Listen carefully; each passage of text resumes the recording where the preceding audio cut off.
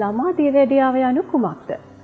දියවැඩියාවදී වෙන්නේ අපගේ ශරීරයේ රුධිරයේ තියෙන සීනි මට්ටම වැඩි වෙන එක. මේ විදිහට රුධිරයේ සීනි මට්ටම වැඩි වෙනකොට ඒ සීනි අපගේ වකුගඩු වලින් එළියට යවනවා.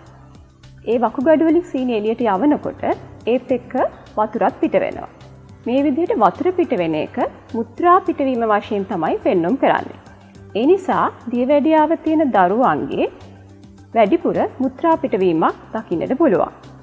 මෙහිදී දරුවන් නිතර මුත්‍රා කරන්න පුළුවන්, රැට නිින්දෙන් මුත්‍රා කරන්න පුළුවන්, නිින්දෙන් නැගිටලා මුත්‍රා කරන්න පුළුවන්. මේ වගේ රෝග ලක්ෂණ පෙන්වුම් කරන්න පුළුවන්.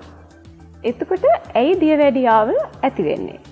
අපගේ ශරීරයේ අවයවයක් තියෙනවා අග්න්‍යාශය කියලා.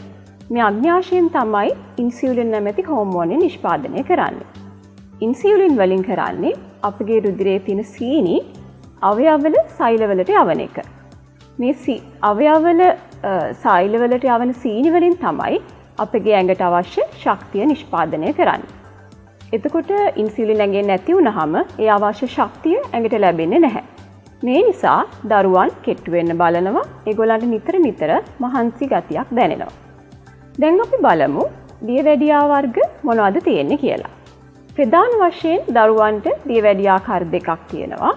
type 1 diabetes එහෙම නැත්නම් පළවෙනි වර්ගයේ දියවැඩියාව, type 2 diabetes ඒ කියන්නේ දෙවන වර්ගයේ දියවැඩියාව.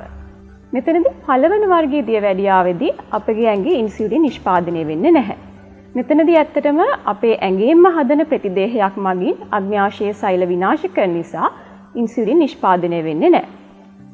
එතකොට දෙවන වර්ගයේ දියවැඩියාව ගොඩක් වෙලාවට ළමයින්ගේ ස්ථූලභාවයත් එක්ක එන රෝගී තත්ත්වයක්. එතනදී ඉන්සියුලින් ඇඟේ හදනවා. නමුත් මේ ඉන්සියුලින් හරියට අවයවවලදී වැඩ කරන්නේ නැහැ. එතකොට මේ type 1, type 2 කියන ආකාර දෙකේදීම ඇඟේ රුධිරයේ සීනි මට්ටම ඉහළ යනවා. එතකොට type 1 diabetes එහෙම නැත්නම් පළවෙනි වර්ගයේ දියවැඩියාව ජීවිත කාලය පුරාවටම අපිට ඉන්සියුලින් ලබා දිය යුතු වෙනවා. ඒක අපිට වළක්වා ගන්න බෑ.